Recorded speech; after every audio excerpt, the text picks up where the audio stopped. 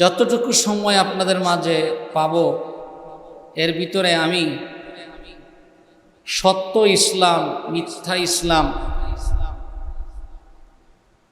এই বিষয়ে কিছু কথা বলবো। এবং বলেন আমরা মদিনার পাগল, আমরা রাসূলের পাগল। বলেন মদিনার পাগল, আমরা রাসূলের পাগল।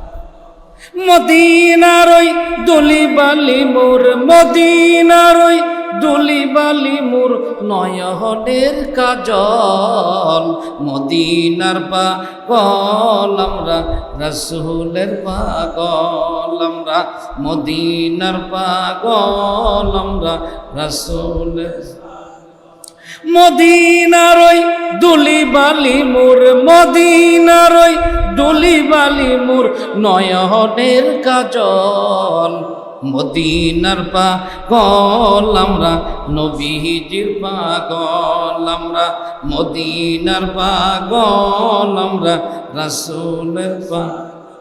তোমার দুই কদমে চুমা খাইতাম, দুই কদমে চুমা খাইতাম, কদম পাইলে গোনাগল। মদিনার পাগল, আমরা রাসূলের পাগল। বলেন মদিনার পাগল, আমরা নবীজির পাগল। বলেন মদিনার পাগল, আমরা নবীজির পাগল। লা ইলাহা, এই লা ইলাহা হক, লা ইলাহা মুহাম্মাদ। আসমান সুন্দর, জমিন সুন্দর, আর সুন্দর গাছপালা। বলেন আসমান সুন্দর, জমিন সুন্দর, গাছপালা তাহার চাইতে অধিক সুন্দর, তাহার চাইতে অধিক সুন্দর নূর নবী কামলিওয়ালা। লা ইলাহা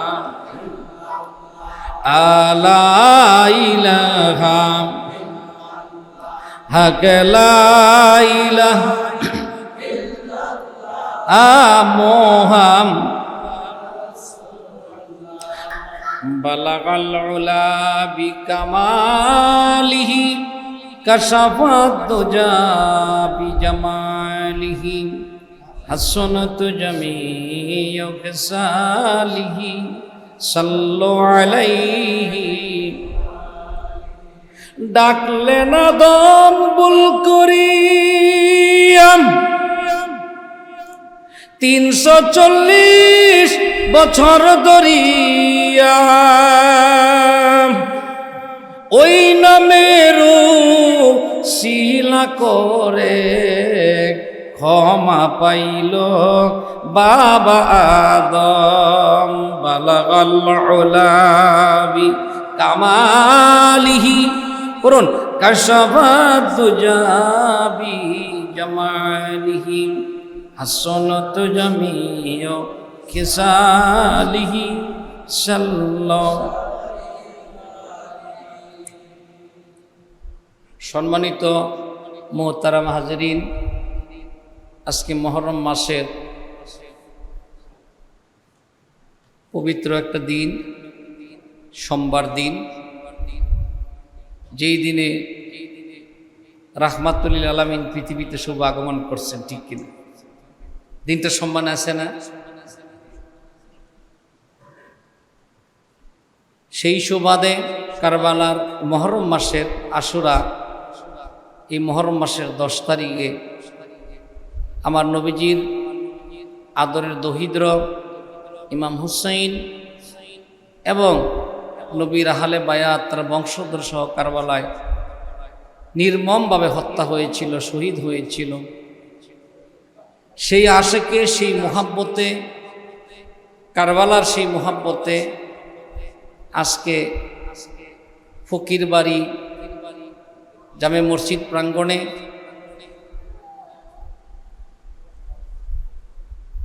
পবিত্র আশুরা উপলক্ষে আলোচনা, মিলাদ মাহফিল এবং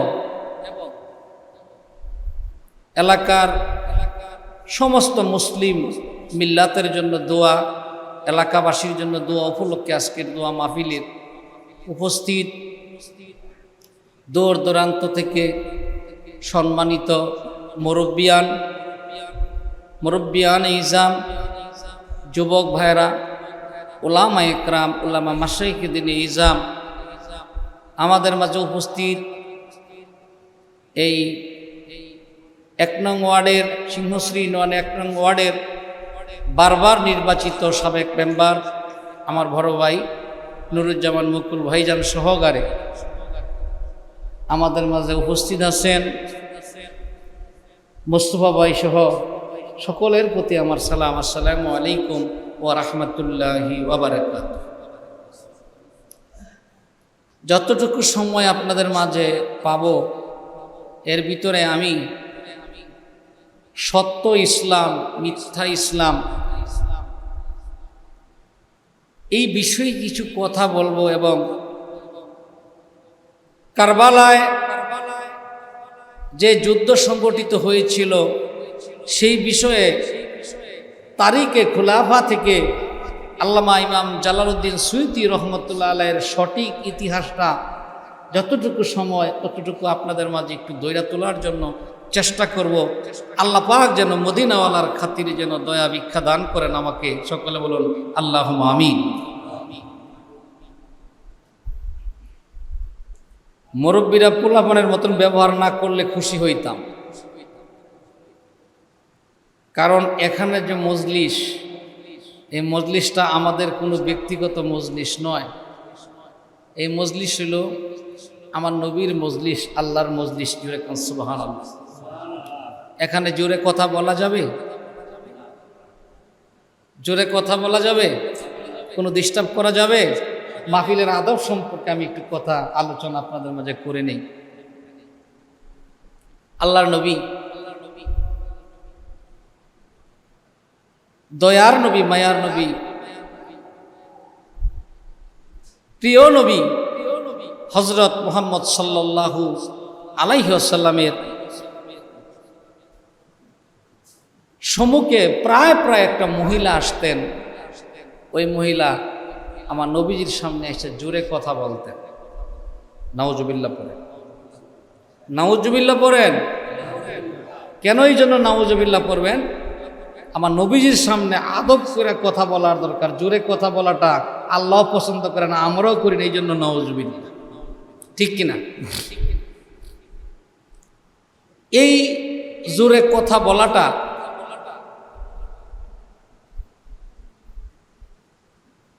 আল্লাহও পছন্দ করে না, নবীজিও পছন্দ করে না। উমরে ফারুক রাদিয়াল্লাহু তাআলা বলছেন, তুমি নবীজির সামনে যখন আসবা তখন গলার বয়সটা একটু নিচু করে আসবা। জোরে কোন সুবহানাল্লাহ। তেমনই ভাবে একদল সাহাবা আসলেন। ওই সাহাবাদের মধ্যে তার ভিতর থেকে একটা সাহাবা ছিল, তার নাম হলো হযরতে কায়েস বিন সাম্মাস রাদিয়াল্লাহু তাআলা। নাম কি? কায়েস বিন সাম্মাস রাদিয়াল্লাহু তাআলা। তিনিও নবীজির সামনে জোরে জোরে কথা বলেন। উমরে ফারুক রাদিয়াল্লাহু তাআলা খেপে গেলেন যে সেও জোরে কথা বলে। আমার নবীজি হাত উঁচা করার পরে উমর রাদিয়াল্লাহু তাআলা শব্দ করেন নাই। উমর রাদিয়াল্লাহু তাআলা শব্দ না করলে কি হবে? সঙ্গে সঙ্গে আল্লাহ রাব্বুল আলামিন জিবরাইল আমিনকে পাঠিয়ে দিলেন। জোরে কোন সুবহানাল্লাহ। এবং আয়াত নাজিল হয়ে গেল। যারা পারেন আমার সম্মুখে পড়েন বিসমিল্লাহির রাহমানির রাহিম। ইয়া আইয়ুহাল্লাযীনা আমানু লা তারফাউ আসওয়াতাকুম ফাওকা সাউতিন নবী। কোন সুবহানাল্লাহ। আল্লাহ বলেন, ইয়া আইয়ুহাল্লাযীনা আমানু, ও ঈমানদারেরা, লা তারফাউ, তোমরা আমার নবীর সামনে জোরে কথা বলবে না। আমার নবীর কোন মজলিসে, নবীর মাহফিলে, নবীর সামনে তোমরা জোরে কথা বলবে না। যদি তোমরা জোরে কথা বলো, আল্লাহ পাক কি করবেন? ওয়ালা তাজহারু লাহু বিল কওলি কাজহারি বা'দিকুম লিবা'দিন আন তাহবাতা আমালুকুম। জোরে কোন সুবহানাল্লাহ। যদি তোমরা নবীর দরবারে জোরে কথা বলো, নবীর মজলিসে, নবীর মাহফিলে যদি তোমরা জোরে কথা বলো, আল্লাহ বলেন আমি তোমাদের উপর বেজার হব। শুধু তাই না, তোমাদের জিন্দেগীর সমস্ত নেক আমলগুলো আমি আল্লাহ বরবাদ করে দিব। তাফসীরে রুহুল বায়ানের মধ্যে আসছে, তাফসীরে রুহুল মানি শরীফের মধ্যে আসছে, তাফসীরে মাজহারি শরীফের মধ্যে আসছে যে ঈমানাকুম, নবীর দরবারে যদি জোরে কথা হয়, বেয়াদবি আচরণ হয়, তাহলে তোমার নেক আমলগুলি বরবাদ করে দেওয়া হবে। নেক আমলের মধ্যে কি আছে? আছে নামাজ, আছে রোজা, আছে হজ, আছে যাকাত, আছে নবীর দুরূদ, আছে আল্লাহর জিকির। এই সমস্ত ইম্পর্টেন্ট আমল যদি আপনার লাইফের থেকে, আপনার জীবন থেকে বরবাদ হয়ে যায়, কিছু থাকে? কিচ্ছু থাকবে না। তাই তাফসীরকারগণ বলছেন যে ঈমানাকুম, তোমার ঈমানটা পর্যন্ত বরবাদ হয়ে যাবে। এই জন্য নবীর মজলিসে জোরে কথা বলা যায় না, নবীর মজলিসের মধ্যে কোনো ব্যাঘাত করা যায় না। এই ব্যাঘাতটা করলে আমার আল্লাহ তাআলা নিজে বাদী হয়, আমার আল্লাহ তাআলা নিজে বেজার হয়ে যায়। আমার আল্লাহ তার হাবিবরে ভালোবাসেন, সবচেয়ে বেশি ভালোবাসেন। শুনবেন নি? কারবালার একটু পরে আসি। আপনারা মানুষ দেখছেন নি? এই জামানা মুসিবতের জামানা, মানুষ পাবো কোথায়? আল্লাহর বান্দি রাবেয়া বসরির নাম শুনছেন নি? আপনারা শুনছেন? যেই রাবেয়া অসুস্থ, তারপরেও তিনি চিন্তা করলেন যে আমি অসুস্থ, আমি খোদার খানে কাবাটা আমি একটু তোয়াব করবো। সুবহানাল্লাহ, সুবহানাল্লাহ। তারপরে অসুস্থ নিয়ে, মোটামুটি একটু অসুস্থ, তিনি চিন্তা করলেন আমি খানে কাবাটা আমি তোয়াব করবো। রাবেয়ার চলাটা হলো, এক কদম যায়, 2 রাকাত নামাজ পড়ে, আরেক কদম যায়, আরো 2 রাকাত নামাজ পড়ে, আরেক কদম যায়, আরো 2 রাকাত নামাজ পড়ে। আল্লাহ ডাক দিয়ে কো জিবরাইল, আমার দাসী রাবেয়া যেইভাবে কদমের পর কদম যেইভাবে সে নামাজ আদায় করতেছে, চোখের পানি দিয়া যাই নামাজ মাটি ভিজাইতে আসে, এইভাবে যদি রাবেয়ার নামাজ অব্যাহত থাকে আর কাবার দিকে অগ্রসর হয়, তখন আমি আল্লাহ কি করব? আমার শরীয়ত থাকবে না, আমি খোদা তাআলা নিজে রাবেয়ার সঙ্গে দেখা দেওয়া লাগবে। এ জিবরাইল, কাবারে কো রাবেয়ার সামনে যাওয়ার জন্য। রাবেয়া আরেক কদম দিয়া যখন সেজদা দিছে রে, সেজদা দেওয়ার সামনে সামনে যদি একটা ওয়াল সামনে থাকে, মাথার মধ্যে যদি ওয়ালটা বাজে, বোঝা যাবে না যে সামনে একটা ওয়াল আছে, বোঝা যাবে না। এরকম ভাবে রাবেয়া সেজদা দিয়ে যখন মাথা উঠায়, তখন দেখতেছে এটা কি দেখা যায়? বিশাল বড় প্রাচীর একটা ঘর দেখা যায়। রাবেয়া সালাম ফিরে বলছে, কে রে? কাবা থেকে আওয়াজ আসছে, আমি কাবা।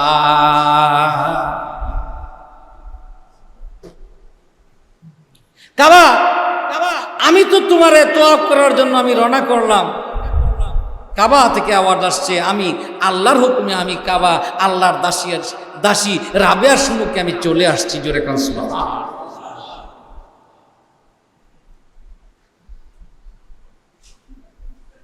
এই দয়াটা ছিল হাসান বসরির দয়া। কার দয়া? হাসান বসরির দয়া। মুর্শিদ গুণ মনি গো তুমি, লোহারে বা নাইলে কাঞ্চা সোনা। বলেন, মুর্শিদ গুণ মনি গো তুমি, লোহারে বা নাইলে রে কাঞ্চা সোনা। আল্লামা ইকবাল একটা শেরের মধ্যে বলছেন, পৃথিবীতে যত মসজিদ আছে মসজিদগুলো হলো পরশ পাথরের সম। পরশ পাথরের ঘর্ষণে লোহা যেরকম কাঁচা সোনা হয়ে যায়, আল্লাহর ওলিদের সংস্পর্শে দুনিয়ার সবচেয়ে গুনাহগার মানুষটা থাকলে ওই মানুষটা আল্লাহর ওলি হইয়া যায়। বুঝলে না রে কপাল পুরা ওলি আল্লাহর শান তোরা, বুঝলে না রে কপাল পুরা ওলি আল্লাহর শান।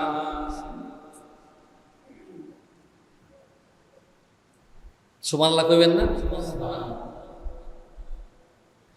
আমার বারা ওলি আল্লাহ আল্লামা জালালউদ্দিন রুমি রাহমাতুল্লাহ আলাইহি তার একটা শেরের মধ্যে আলোচনা করেন, গারসু সঙ্গ খারা ওমর মর্শবীর, গারসু সঙ্গ খারা ওমর মর্শবীর, সুবু সাহেব দেল রশিগু হর্ষবীর। ও দুনিয়ার মানুষ, গুনাহ করতে করতে করতে করতে তোমার দেল যদি পাথরের মতন হয়ে যায়, এই আসমান তোমার গুনার ভার সহ্য করতে পারে না, এই জমিন তোমার গুনার ভার সহ্য করতে পারে না, ফেরেশতারা তোমার গুনার ভার সহ্য করতে পারে না, তোমার বাড়ির মানুষ পারে না, তোমার পশি মানুষ পারে না, তোমার নাম শোনা পর্যন্ত সবাই তোমার ঘৃণা করে। জমিন দিয়ে হাঁটলে তোমার গুনার ভারের কারণে জমিন থরথর করে কাঁপে, জমিন পর্যন্ত তোমার সহ্য করতে পারে না। এর চাইতে বেশি গুনাহগার যদি তুমি হইয়া যাও, দেখো তোমার জামানায় কোনো কামেলের সন্ধান পাও কিনা। যদি ভাগ্য ভালো থাকে কোনো কামেলের সন্ধান যদি তুমি পাইয়া যাও, তার পাক দিলি সহিত তোমার নাপাক দলটারে মিশাও, যদি মিশাইতে পারো তোমার শত জন্মের পাপের রাশি সেকেন্ডের মধ্যে দুলি হইয়া যাবে।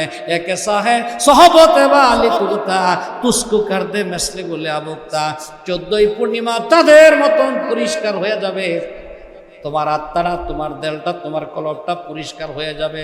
তখন আল্লাহ পাক বলেন, ওই পরিষ্কার কলবে যদি তুমি আমার আল্লাহর জিকির করো, আমি আল্লাহ ওয়াদাবদ্ধ কাতাবা ফি কুলুবিহিমুল ঈমান, আমি আল্লাহ আমার কুদরতি নিজ হাতে তোমার কলবের মধ্যে ঈমানটা লেখা দিব।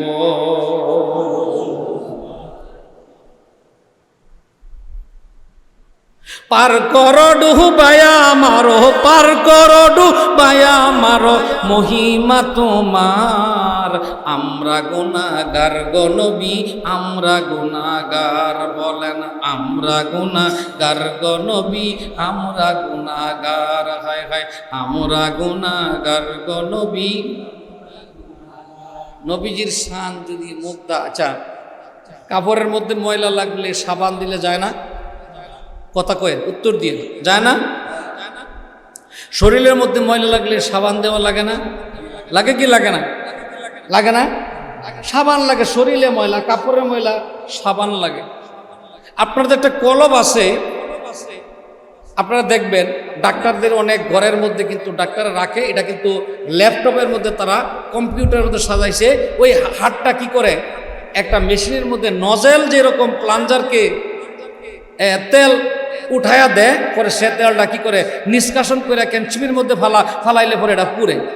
এমনইভাবে এই কলবের মধ্যে অর্থাৎ হার্টের মধ্যে, ইংরেজিতে বলা হার্ট, ইংরেজিতে বলা হয় হার্ট, আর আরবিতে বলা হয় কলব, আর বাংলাতে বলা হয় হৃৎপিণ্ড। এটার মধ্যে রক্ত উপরে উড়াইতে আছে, ওই রক্তটা নিষ্কাশন করে আবার সমস্ত শরীরের মধ্যে পাচার করতেছে, অর্থাৎ এটা ছড়াইতে আছে এই জায়গা থেকে।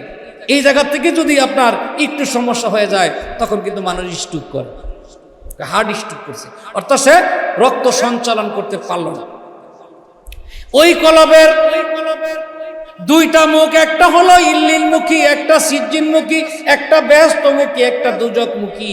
একটা গুনাহ করবেন 1টা দাগ, 10টা গুনাহ 10টা দাগ, 1 লক্ষ গুনাহ করবেন 1 লক্ষ দাগ। আর আল্লাহমুখী দরজা বন্ধ হবে, দুজকমুখী দরজাটা আপনার খোলা হবে। তখন যখন দুজকমুখী দরজা আপনার খোলা হবে, আল্লাহমুখী দরজা যখন আপনার বন্ধ হয়ে যাবে, ওই মানুষটা চতুষ্প জন্তুর চাইতে আরো নিকৃষ্ট। সে মানুষ মারতে পারে, খুন খারাপি করতে পারে, যা ইচ্ছা তা করতে পারে, কারণ তার মাঝে মানুষের স্বভাব নাই, তার মাঝে কিন্তু পশুত্বের স্বভাব এসে গেছে। ঠিক কিনা বেটি? তা আমার ভাইরা, ওই কলবটা আপনার আল্লাহর দিকে দাবিত করতে গেলে কি হবে? আপনার যদি হার্টের মধ্যে সমস্যা, আপনি হার্ট বিশেষজ্ঞর কাছে যাবেন, চিকিৎসা পাইবেন। আপনি যদি মাথার ব্রেন বিশেষজ্ঞর কাছে গেলে হার্টের চিকিৎসা পাবেন না। আপনার হাড়ের সমস্যা, আপনি যদি অর্থাৎ নিউরোলজি বিভাগ অর্থাৎ বিষ ব্যথা এই সমস্ত ডাক্তারের কাছে যান, সঠিক ওষুধ পাইবেন না। অর্থাৎ হার্টের রোগ, হার্টের ডাক্তারের কাছে যাওয়া লাগবে। এই জন্য এই দুনিয়াতে কোনো একটা মানুষ কলবের ডাক্তার নাই। কলবের ডাক্তার হলো ওলি আল্লাহরা। ওই ওলি আল্লাহদের কাছে গেলে মুর্দা কলব জিন্দা হইয়া আল্লাহর জিকির জারি হয়।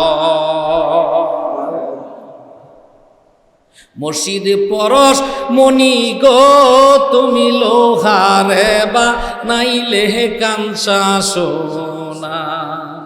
মুর্শিদ আমার এমনই রত বিনা দুধে দই পাতিয়া উঠাইছে মাখন। সেই মাখন বক্ষণ করলে তোমার মরণের ভয় থাকবে না। লোহারে বা নাইলো কাঞ্চা সোনা। একটা মানুষ, এটা কোনো মানুষের কাতারেই না। ও মানুষ কই যারে, মানুষে ও মানুষ বলে, কিন্তু আল্লাহ কি জানে, এটা আল্লাহর ব্যাপার। এই মানুষটারও যদি একজন কামেলের কাছে দেওয়া যায়, ওই মানুষটার স্বভাবটা কি হবে? মানবের স্বভাব আসবে। যেরকম ডাক্তারের সঙ্গে থাকলে সাধারণ একটা মানুষ ডাক্তারের স্বভাব আসে, চোরের সঙ্গে থাকলে চোরের স্বভাব আসবে, ডাকাতের সঙ্গে থাকলে ডাকাতের স্বভাব আসবে, সন্ত্রাসের লোকে থাকলে সন্ত্রাসের স্বভাব আসবে, ড্রাইভারের লোকে থাকলে হেলপারি করলে ড্রাইভার হওয়া যাবে, আলেমের সঙ্গে থাকলে আলেমের স্বভাব হবে। ওলি আল্লাহদের কাছে যদি থাকে, তার মাঝে ওলি আল্লাহর স্বভাব আসবে। 2 দিন পরে ওই লোকটাও ওলি আল্লাহ হয়ে যাবে। আজকে ইসলাম 2 প্রকার, একটা সত্য ইসলাম আর একটা নামে মাত্র ইসলাম। এটি একটু আলোচনা করব। কি করব না? ইয়াজিদ কই থেকে আসলো, তার বাপের নাম কি, দাদার নাম কি, তার জন্ম কোথায়, এটা জানার দরকার আছে না? আর আমরা যে ইমাম হুসাইন করি, সে কি, এটা বিষয়ে কথা বলবো না। আমি তারিখে খোলাফা থেকে আল্লামা ইমাম জালালউদ্দিন সুয়ুতি রহমতুল্লাহ নিজের লেখা এটা সহি একটা সত্য একটা ইতিহাস আপনাদের মাঝে ধরে তুলব। আজকে অন্য বিষয়ের আলোচনা করার দিন নয়। আমি মুহররম মাসে আমি অনেকগুলি মাহফিল করেছি, নূর মোহাম্মদ ভাই জানে। আমি সব জায়গার মধ্যে আমি কারবালা আলোচনা করেছি, অন্য কোনো আলোচনার মধ্যে আমি হাত দিইনি। আজকে একটু সামান্য আলোচনা করব। উমাইয়া বংশের একটা লোক ছিল, তার নাম ছিল হারেব। নাম কি? হারেব। হারেবের পুত্রই কিন্তু আবু সুফিয়ান। ওই আবু সুফিয়ান বদরের যুদ্ধে এবং উহুদের যুদ্ধে, 2টা যুদ্ধেই কিন্তু আমার রাসূলের বিরুদ্ধে সে যুদ্ধ করল। নাউজুবিল্লাহ, যুদ্ধ করল। ওই আবু সুফিয়ানের স্ত্রীর নাম ছিল হিন্দা। বদরের যুদ্ধের মধ্যে নবীজির চাচা আমির হামজা যখন শাহাদাত বরণ করে, তখন তার বুকটা সিরা কলিজা বাইর কইরা এই হিন্দা কলিজা চাবাইছিল। নাউজুবিল্লাহ পড়ে। ওই হিন্দার পেটে জন্মগ্রহণ করলো আমিরে মুয়াবিয়া। ওই হিন্দার পেট থেকে ভূমিষ্ঠ হইল, জন্মগ্রহণ করলো, তার নাম হইল আমিরে মুয়াবিয়া। ওই আমিরে মুয়াবিয়া আলী রাদিয়াল্লাহু তাআলা আনহু যখন খেলাফতে অধিষ্ঠিত হয়, তখন আমিরে মুয়াবিয়া খেলাফত দাবি করলো যে আমিও খেলাফত প্রাপ্ত। কিন্তু হযরতে আলী কাররামাল্লাহু ওয়াজহুর খেলাফতরা ছিল লিখিত পরিত, আর আমিরে মুয়াবিয়ার খেলাফত হইল জোর কইরা। বুঝতে পারছেন? কাউকে খারাপ বলা যাবে না, জোর কইরা। তখন আলীর সঙ্গে 23টা যুদ্ধ করে, ইসলামের ইতিহাস প্রমাণ করছে 23টা যুদ্ধ করে। কয়টা যুদ্ধ? 23টা যুদ্ধ করে। সর্বশেষ যুদ্ধ হয় সিফফিনের যুদ্ধ। এবং ওই সিফফিনের যুদ্ধের মধ্যেই কিন্তু হযরতে ওয়াইস কুনি রহমতুল্লাহ শাহাদাত বরণ করেন। সুবহানাল্লাহ পড়ে। 23টা যুদ্ধের মধ্যে একটা যুদ্ধেও কিন্তু আলী জয় হইতে পারে না। এবার আলীর মধ্যে মুয়াবিয়ার মধ্যে 2 জনের মধ্যে গ্যাঞ্জাম, 2 জনের মধ্যে ঝগড়া। এবার বুখারী মুসলিমের মধ্যে অনেকগুলো হাদিস রেওয়ায়াত আছে। একজন সাহাবী জলিল কদর, তার নাম হলো আবু মুসা আশআরী। নাম কি? আবু মুসা আশআরী। আবু মুসা আশআরী কয়, এবার মক্কা থেকে যত দূরে, মদিনা থেকে ততটুকু দূরে। আমিরে মুআবিয়া কয়, মক্কা থেকে যত দূর, মদিনা থেকে তত দূর, মধ্যবর্তী স্থানে সালিশ বসলে আমি থাকব। চিন্তা করলো, মক্কা থেকে যত দূর, মদিনা দামেস্ক থেকে তত দূর, মাঝখানে যে জায়গার নাম হলো জন্দল, জন্দলে সালিশ বসি। বাদী বিবাদী সিগনেচার করতে আলী রাদিয়াল্লাহু তাআলা সিগনেচার করলেন। এবার মুআবিয়া সিগনেচার করবেন, বিচার কার্য করবেন, রায় করবেন। আবু মুসা আশআরী তখনই আমিরে মুআবিয়া কি করলেন, কাগজটা নিয়ে গোড়ার পৃষ্ঠের মধ্যে ওইটা তিনি দামেস্কের দিকে রওনা করলেন। হাজার হাজার লোক নিয়ে আবার কিছু এলাকা দখল করে ফেলাইছে। আলী রাদিয়াল্লাহু তাআলার এলাকা দখল করছে, তাদের মেজরিটি পার্সেন্ট হয়েছে, তাদের লোক বাইরে গেছে। এই সমস্যাটা দেখা তখন আব্দুর রহমান জিম্মি খারিজি, 12,000 খারিজি আলেমের নেতা ছিল, ওই লোকটা কি করলো, অর্থাৎ এই লোকটার সঙ্গে সঙ্গে আমিরে মুআবিয়ার লগে যোগ দিল। যোগ দেওয়ার সঙ্গে সঙ্গে আলী কাররামাল্লাহু ওয়াজহু বললেন, এরা বাতিল, এরা খারিজি। যেরকম সুবহানাল্লাহ, বাতিল। এরা সবাই মুআবিয়ার লগে যোগ দিলেন। এবার 12,000 আলেম, সবটি টাইটেল ফেসালেন, একটা ছোট আলেম না, 12,000 আলেম সবাই একসঙ্গে মুআবিয়ার সঙ্গে যখন তারা যোগ দিলেন, যোগ দেওয়ার পরে তারা আবার চিন্তা করলেন যে আমরা আলীর সঙ্গে কথা বলি। আলীর সঙ্গে কথা বললেন, আলীর সঙ্গে কথা বললেন, যে মুআবিয়ার সঙ্গে কথা বললেন, মুআবিয়ার সঙ্গে কথা বললেন, আমরা আলীরে মাইরা দিব। কি করব? আলীরে মাইরা দিব। আমাদেরকে কত টাকা দিবেন? বলছে, আলীরে যদি মাইরা দিতে পারো তাহলে তোমারে 50,000 দিরহাম টাকা দিব। কত টাকা? 50,000 দিরহাম টাকা দিব। মুআবিয়া কয়, যেই ব্যক্তির হাতে জলফুকার তরবারিটা যখন হাতে উঠে, হাজার হাজার মানুষ তার সঙ্গে যুদ্ধ করে পারা যায় না, আর তুমি তারে মাইরা দিবা? আমি বিশ্বাস করি না। মুআবিয়া কয়, বিশ্বাস করি না। কেমনে মারবা? আব্দুর রহমান জিম্মি খারিজি কো মারবো কেমনে, শুনবেন নি? একবার আলীর পায়ের মধ্যে তীর বিনছে, বিন্দার পরে জোরে জোরে চিৎকার করে সাহাবারা দৌড়ে গিয়া বললেন, ইয়া রাসূলুল্লাহ, হাবিবাল্লাহ, আপনার বাঘ, বিজয়ী বাঘ আলীর পায়ের মধ্যে তীর বিনছে, এটার ব্যথায় জোরে জোরে চিৎকার করে, এখন কি করা যায়? এটা তো একটা কিছু করা লাগবে। আল্লাহর হাবিব বলছেন, আলী যখন নামাজে দাঁড়ায় তখন তোমরা তীরটা টান দিয়া তোমরা বের করতে পারবা, কোনো শব্দ করবে না। এবার আলী যখন নামাজে দাঁড়াইলো, একটা টান দেওয়ার পরে তীরটা ছুঁইতে আয়সা বলল, আলী শব্দ করলো না। তাতে বোঝা গেল নামাজের মধ্যে আলী যখন দাঁড়ায় তখন কোনো শব্দ করবে না। আমি আপনার সঙ্গে ওয়াদা করলাম, আলী যখন নামাজ পড়ে, নামাজরত অবস্থায় আমি তারে কতল করবো। জোরে কোন নাউযুবিল্লাহি মিন যালিক। তাই তো আলী রাদিয়াল্লাহু তাআলা আনহু কুফার মসজিদের মধ্যে মাগরিবের নামাজ পড়েন। 2 রাকাত নামাজ যখন তার শেষ হয়ে গেল, 3য় রাকাতের নামাজের মধ্যে যখন আলী সিজদায় পড়ে আছে, এমন সময় আব্দুর রহমান জিম্মি খারিজি হাতের মধ্যে তলোয়ার নিয়ে একটা কোপ দিলেন, আলীর দেহ থেকে শীতটা আলাদা করছে। এমনই সময় বাহিরে একটা উটের মধ্যে একটা লোক সোয়ারি তার দেহটা পৃষ্ঠের মধ্যে, উটের পৃষ্ঠের মধ্যে উঠায়া নিয়ে চলে গেছে। আজও পর্যন্ত তার দেহ পাওয়া যায় না। জোরে সুবহানাল্লাহ।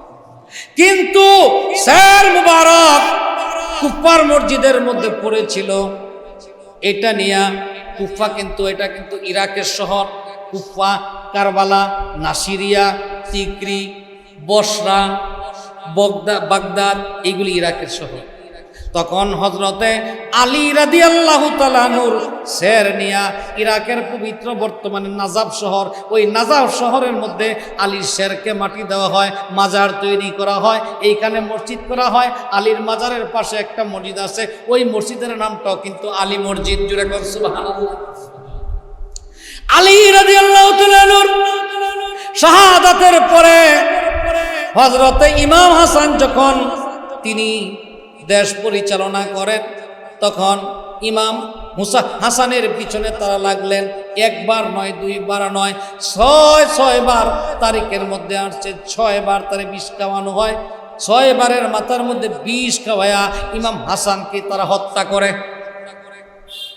ইমাম হাসানকে যখন হত্যা করে, তখন ইমাম হুসাইন তখন তিনি মস্তদের মধ্যে আসেন নাই, তখন ক্ষমতা ছিল ওয়ালিদের হাতে।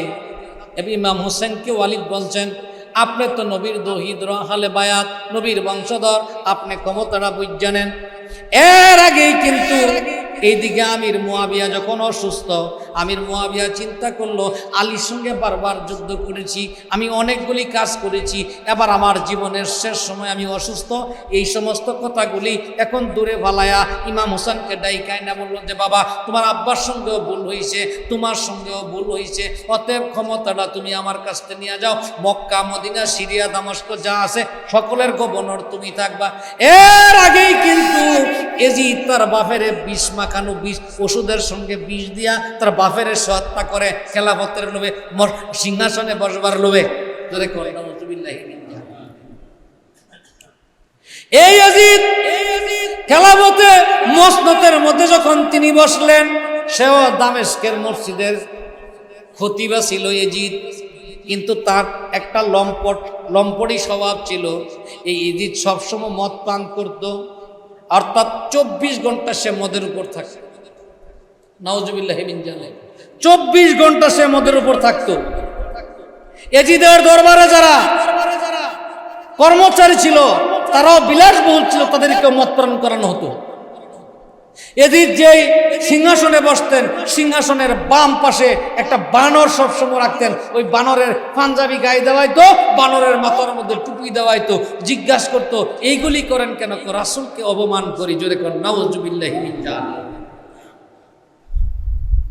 এজিদ মসনদে বসার পরে এজিদের একটা উপদেষ্টা হলো ইহুদি।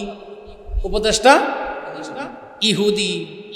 এই ইহুদি বলতেছে, এজিদ আমার উপদেশ মতনে যদি আপনি চলেন তাহলে আজীবন আপনি বাদশাহ থাকবেন, বাদশাহী আপনার কাছ থেকে কেউ নিতে পারবে না। এজিদ বলতেছে, আমি যতক্ষণ পর্যন্ত আছি আপনার একটা উপদেশ আমি বাদ দিব না। ইহুদি লোকটা বলল, উপদেশ হলো, এজিদ তোমার শাহী দরবারের মধ্যে যারা কর্মরত আছে, চাকরি করে, রাষ্ট্রীয় কাজ করে, তাদের মধ্য থেকে যারা হযরত মুহাম্মদ সাল্লাল্লাহু আলাইহি সাল্লামকে ভালোবাসে, নবীকে ভালোবাসে, নবীর বংশধরকে ভালোবাসে, তাদেরকে চাকরিচ্যুত করতে হবে। আর যারা রাসূলের বিরোধী কথাবার্তা বলে তাদেরকে চাকরির মধ্যে নিয়োগ করতে হবে। 3 নম্বর হুকুম হলো, নবীর বংশধর যারা আছে তাদেরকে বায়াত গ্রহণ করার জন্য চিঠি দিবেন। চিঠি যদি না মানে তাদেরকে এক এক করে দইরা হত্যা করা হবে, হত্যা করবেন। তাই তো এই ইহুদির কথা মতনে এজিদ ইমাম হুসাইনকে অত্যাচার করতে শুরু করলেন। ইমাম হুসাইন মক্কায় সুখে শান্তিতে দিন যাপন করতেছিল। এজিদের কারণে মক্কায় থাকতে পারলেন না, তিনি মদিনায় গেলেন। মদিনায় তাকে অত্যাচার করতে শুরু করলো। আবার তিনি মক্কায় আসলেন, মক্কায় আবার অত্যাচার করা শুরু হলো। ইমাম হুসাইন আবার মদিনায় আসলেন। এবার এজিদ চিঠি বানাইছে, আমার কাছে বায়াত গ্রহণ করো। ইমাম হুসাইন বলতেছে, আমি তোমার কাছে বায়াত গ্রহণ করব কেমনে? তোমার কাছে বায়াত গ্রহণ করার তো কোনো অথরিটি নাই, কারণ হাসান আল হোসেন সৈয়দা শাবাবিল আহলিল জান্নাত, আমরা 2 জন যুবক ভাই, আমরা জান্নাতের যুবকদের সর্দার। আমার মা খাতুনে জান্নাত, মা ফাতেমা মহিলাদের জান্নাতের মধ্যে সর্দার। আমার নানা রাহমাতুল লিল আলামিন। 4 শাফায়াত ব্যতীত সারে জাহানের একটা মানুষ জান্নাতের মধ্যে যাবে না। আর আমি ইমাম হুসাইন তোমার বায়াত গ্রহণ করব, এটা কি হতে পারে? জীবন দিব তোমার বায়াত বশ্যতা আমি ইমাম হুসাইন গ্রহণ করতে পারি না। এবার এজিদ তখন কুফার মধ্যে বাদশা, কুফার গভর্নর ছিল, তার নাম ছিল বশির ইবনে নুমান। বশির ইবনে নুমানের গলার মধ্যে ফাড়া দিয়া ক্ষমতাটা নিয়ে নিল জিয়াদ। ভালো করে শুনে, জিয়াদ ক্ষমতায় ছিল। ওই জিয়াদের সঙ্গে ইজিদের একটা সম্পর্ক হলো, কারণ শয়তানের লগে শয়তানের সম্পর্ক হয়, ঠিক কিনা? আলেমের লগে আলেমের সম্পর্ক হয়, ঠিক না? আচ্ছা, ঠিক না? তার লগে একটা সম্পর্ক হলো।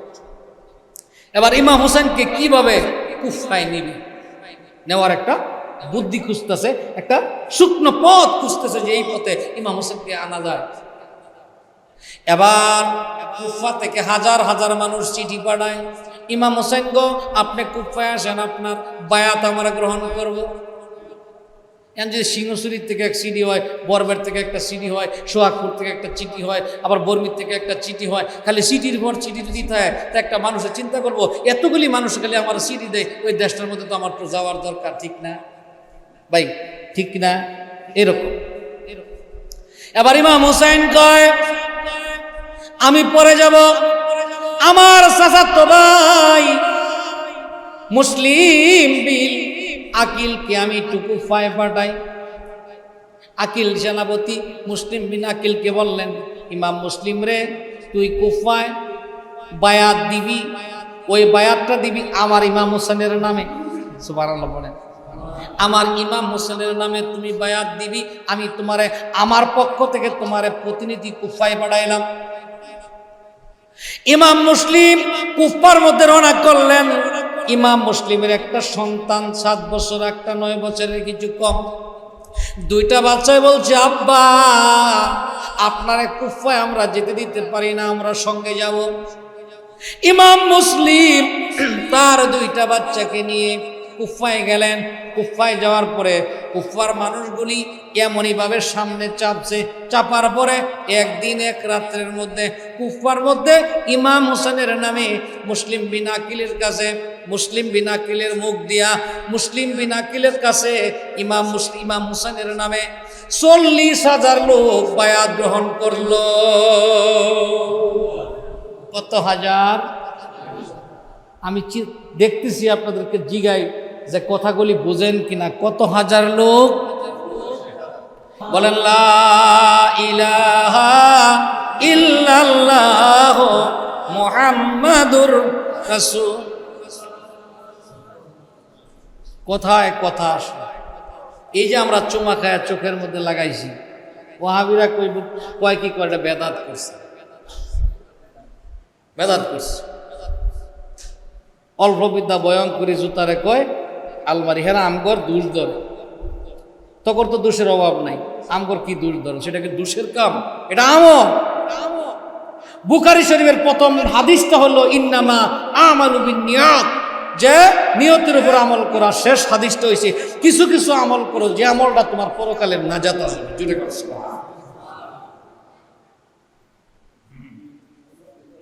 ও এক বেড়া লেফটিনের মধ্যে হইয়া গেছে। কই? এই ভালো করে এখন কই? বাথরুমে হইয়া গেছে। হইয়া যাওয়ার পরে বেড়া কি বালা অবস্থা আছে না খারাপ? এই জোরে কর না। লেফটিনের মধ্যে হইয়া গেলে কি লোক বালা অবস্থা আছে? এই রে কই যাইতাম রে বাবা রে, বিপদও আসি। লেফটিনের মধ্যে হইয়া বলে বালা অবস্থা আছে, এরা কইতাছে বালা অবস্থায়। এই শহীদ ভাই আপনি পিছিয়ে গিয়া তো তাসির পাইতাম, কাছে আন না ভাই। লেফটিনের মধ্যে পড়ে গেছে। লোকটার নাম কি? ওল ইসলাম। নাম কি? জোরে কেন? নাম কি? ওল ইসলাম।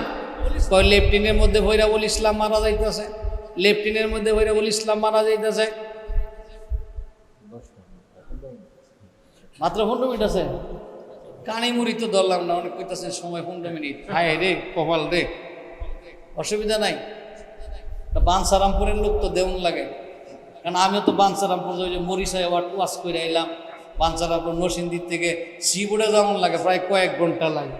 বাঞ্ছারামপুরের মানুষ পরে একদিন ওয়াজের মধ্যে খাড়া করে বলবো, ভাই আজকে খবরটা শুধু আসলে লই আমার বয়ে রাখছেন কেন নাকি কর?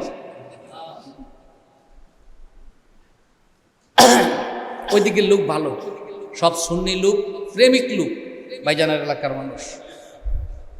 আল্লাহ যত প্রেমিক সব এই পূর্ব দিকে জন্ম হয়েছে নাকি?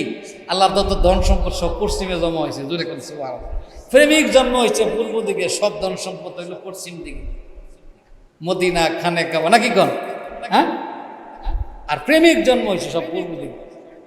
এই জন্য রাসূল জামার গোতাম খোলা পূর্ব দিকে ফিরা ফিরা কাঁদতো। সাহাবারা বলতো, ইয়া রাসূলুল্লাহ খালি পূর্ব দিকে ফিরা কাঁদেন কেন? নবীজি বলছে, পূর্ব দেশে আমার অনেক প্রেমিক আছে যারা না দেখে আমার রাসূলের জন্য ফানা ফিরলে হবে, ওদের কথা মনে আসলে আমি রাসূল না কাইন্দা পারি না। জুড়ে করছি কি জানি ওল ইসলাম পড়ে গেছে লেফটিনে, না লেফটিনে পড়ে গেছে। পর আরেকটা লোক কলে হেরা তো তুলুন লাগবে, ও ভাই আমার হাত ধরে ওড়া, তুমি লেফটিনের মধ্যে ফইরা মারা যাইবা, আমার কষ্ট লাগে, তুমি উড়াও। এই লোকটা কত তোমার হাত ধরে উঠতাম না, কি লেখা কত তোমার নাহের মধ্যে হিঙ্গাই। আরে বেটা তুই যে লেফটিনের মধ্যে বসছ গলা পর্যন্ত পায়খানার তোলে, তোর কথা একবার চিন্তা করস না, আরেক বেটা এসে উড়াইয়া নিবার লেগা কষ্ট নাহের মধ্যে হিঙ্গাইল। তাহলে ওই যে নিঙ্গাল হলো বেটার বালা না লেফটিনের মধ্যে হয়ে রয়েছে এই লোকটা বার। তো ওহাবিরা চিন্তা করে না এদের যে কত দোষের কোনো সীমান নাই, খালি সুন্নিরা এই কুলো সুন্নিরা এই কুলো, এরা বন্ড। আরে বন্ডর তো কোনো দলিল নাই। কোরআন হাদিস ইজমা কিয়াসের মধ্যে, নীল আকাশের মধ্যে জমিনের নিচে একটা বন্ডের কোনো দলিল নাই, কিন্তু ওহাবির দলিল আছে। আবু হযরতে আলী কাররামাল্লাহু ওয়াজহু তিনি কৌলের মধ্যে ওহাবিদের দলিল দিয়ে গেছে যে ওয়াহাবি, এরা ওয়াহাবি, এরা রাসূল বিরোধী। আর আমার নবীও বলছে যে নজদের মধ্যে কুফুরের শিং পয়দা হবে, তারা আমার ইমানদার মুসলমানদের, আমার ইমানদার উম্মতের ইমানকে হরণ করার জন্য, এই শয়তানের জন্য রাসূল শয়তান বলে সম্বোধন করেছে। এটি স্পষ্ট হাদিস, ঠিক কিনা? এটি স্পষ্ট হাদিস, বুখারী মুসলিমের হাদিস। নবীজি বলছে কুফুরের শিং পয়দা হবে নজতে, এটি তাম পৃথিবী আমার উম্মতের ক্ষতি করবে। সাহাবাদের মধ্যে আলোচনা করতেছে, নবীজি বলছে বনি ইসরায়েলের মধ্যে 72টা ফেকরা ছিল। বনি ইসরায়েলের মধ্যে, বনি ইসরায়েল কারে বলে জানেন? হযরত ইব্রাহিম আলাইহিস সালামের 2 বিবি ছিল, 2 বিবির ঘরে 2টা সন্তান হলো। একজনের ঘর হইল বিবি হাজেরার ঘর হইল ইসমাইল আলাইহিস সালাম জন্মগ্রহণ করলো, আর বিবি এই বড় বিবির নামটা তো ভুলে গেছি, বিবি সারা। ওই সারার ঘরে জন্মগ্রহণ করলো হযরত ইসহাক আলাইহিস সালাম। ইসহাক আলাইহিস সালামের পুত্রই হলো ইয়াকুব আলাইহিস সালাম। ইয়াকুব আলাইহিস সালামের আসল নামটা হলো ইসরাইল। এইখান থেকে বনি ইসরায়েলের বংশধর শুরু হয়। নবী কম আসে না, এই বংশধর 70,000 নবী আসে, কিন্তু নবী আইলে কি হবে? সবটি ইহুদি নাকি? আর আমার ইসমাইল আলাইহিস সালাম মিল্লাত আবিকুম ইব্রাহিম, মুসলিম মিল্লাতের পিতা ইব্রাহিম আলাইহিস সালাম, তার সন্তান ইসমাইল আলাইহিস সালাম, তার এই সিলসিলায় দইরা আখিরি পয়গাম্বর পৃথিবীতে আসলেন, তারা মুসলমান। আরো অনেক ফেকরা আছে, যেখানে আলোচনা করতেছিলাম, এই বললাম সোমা খাইলাম, চোখের মধ্যে লাগাইলাম, হেরা কয় বেদাত বেদাত। কল্পবিদ্যা বয়ন করি, জুতারে কওয়াল মারি, লেহানাই পড়া নাই কদমালি ডাক্তার, ঠিক কিনা? আর আমরা জানোস নাকি আল্লাহর হাবিব মসজিদুন নববীর ভিতরে সঙ্গে আবু বকর সিদ্দিক। নবীজি বললেন বিল্লাল রে মিনারে যাও, তুমি আজান দাও। বিল্লাল মিনারের মধ্যে আজান দিছে, আজানের মধ্যে মুহাম্মদুর রাসূলুল্লাহ সাল্লাল্লাহু আলাইহি ওয়াসাল্লাম আছে না? যদি কোন আছে, হযরত আবু বকর চুমা খায়া চোখের মধ্যে লাগাইলেন। আমার নবীজি আবু বকরের দিকে খেয়াল করলেন, আল্লাহ ইয়া আবু বকর, আমি তোমারে কিরকম হালত দেখলাম, তুমি কি করলা? নবী গো, আপনি কাছে থাকেন আর নাই থাকেন, দূরে থাকেন, যেখানে থাকেন, আপনার নামটা যদি কেউ উচ্চারণ করে আমি শুনি, কানে আসে, আমি নিজেও যদি আপনার নামটা উচ্চারণ করি, সঙ্গে সঙ্গে চুমা খায় চোখের মধ্যে লাগাই। নবীজি বলতেছেন কি বলো? আবু বকর বলতেছে, বলি কুররাতুল আইনি বিকা ইয়া রাসূলুল্লাহ, এসো গো আমার নয়নের মনি নবী গো, তুমি আমার নয়নের মাঝে আসো। আমার নবী গো, আবু বকর রে, আমার উম্মতের মধ্যে এই আমল যেই উম্মতে করবে, জিন্দিগিতে মৃত্যুর আগের দিন পর্যন্ত তার চোখের কোনো জ্যোতি নষ্ট হবে না, তার চোখের মধ্যে নূরে, আমার রাসূলের নূরে মুহাম্মদের জ্যোতি আল্লাহ বৃদ্ধি করবে। শুধু তাই নাই রে আবু বকর, আমার উম্মতের মধ্যে এই আমলটা যে বেশি বেশি কইরা করবে, এই তাদেরকে হাসরের ময়দানে শাফায়াতের অপেক্ষায় তা লাগবে না, আমি তাদেরকে দুনিয়াতে শাফায়াত দান করলাম। নবীজি বলতেছে হাল্লাত লাকুম শাফাতি ইয়া আবু বকর, আমি তাদেরকে শাফায়াতি ঘোষণা করলাম। এই আমল যদি করবেন ভাই, দুনিয়াতে আমল করলে আপনি দুনিয়াতে আগাম শাফায়াতের দাবিদার থাকবেন। জোরে কোন সুবহানাল্লাহ। আল্লাহ পাক কুরআন হাদিস বুঝার তৌফিক দান করেন। জোরে জোরে বলেন আমিন। মনে আসেনি ইমাম মুসলিম রে যখন কুফায় গেল, জিয়াদ বলছে ইমাম মুসলিম রে ধরার পরে তারা মারতে মারতে এমনভাবে মারলেন তার দুইটা বাচ্চা এইখান থেকে বাপের কাছ থেকে পলাইছে। পলানোর পরে তারা কুফায় গেছে। কুফায় যায় দেখে একটা কুয়া জঙ্গলের ভিতরে, জঙ্গলের কুয়ার কাছে একটা গাছের উপরে ইমাম মুসলিমের দুইটা সন্তান উপরে ওইটা বইসা রয়েছে। এইদিকে ইমাম মুসলিমকে কি করলেন, এমনভাবে পিটাইল, মাথাটা কি করলেন, বারবার মাথার মধ্যে জখম, গায়ে জখম, একবারে পিপাসায় তিনি কাতর হয়ে গেলেন। বেয়ে রক্ত পড়তেছে, গাল বেয়ে রক্ত পড়ে, মাথা বেয়ে রক্ত পড়ে, কপাল বেয়ে রক্ত পড়ে। ইমাম মুসলিম কয়, হে কুফাবাসী, আমারে তোমরা একটু পানি দিবানি, আমার কলিজা শুকিয়ে গেছে। এবার জিয়াদ বলল, এই মুসলিম বিন আকিলকে পানি দাও। গ্লাস দিয়া পানি আনছে, গ্লাসের মধ্যে পানি, রক্ত পড়ে গেছে পানির মধ্যে। ইমাম মুসলিম বলতেছে এটা সরায়া ভালো, খাবো না, রক্ত পড়ছে। আর এক গ্লাস দিলেন, এটার মধ্যে গড়াইয়া রক্ত পড়ছে, বলতেছে এটাও খাবো না, নিয়ে যাও। আবার আরেক গ্লাস পানি দিলেন, দেওয়ার পরে এটলো। ইমাম মুসলিম কয় এটাও খাবো না। আবার পানি আনার জন্য গেছে। ইমাম মুসলিম কয়, বুঝেছি রে কুফাবাসী, বুঝেছি তোদের পানি আমার নাসিবে নাই, তোদের পানি আমি খাবো না। আমি দেখতেছি আমার নানাজান জান্নাতে হাউজে কাউসার লইয়া আমার জন্য দাঁড়ায় রইছে।